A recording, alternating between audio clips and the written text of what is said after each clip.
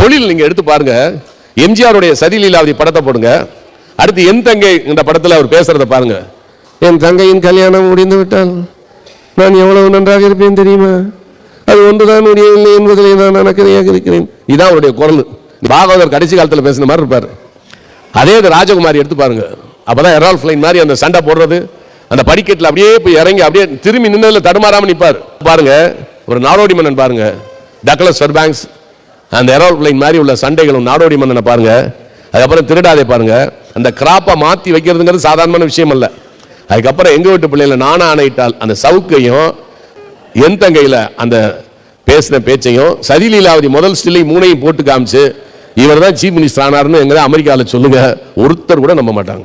மீனாவின் அப்பா உங்ககிட்ட 1000 ரூபாய் கொடுத்து வைத்திருக்கிறது. பலமில்லாத மாடு, விட முடியாத கலப்பை, அதிகாரம் இல்லாத பதவி, இவைகளை நாங்கள் விரும்புவதே இல்லை. அடிக்கடி நீங்க பைத்தியம் ஆகிறதுக்கு நானா பொறுப்பாளி? மனிதர்களுக்கு மூளை மட்டும் எப்பவும் சரியா இருக்கும்.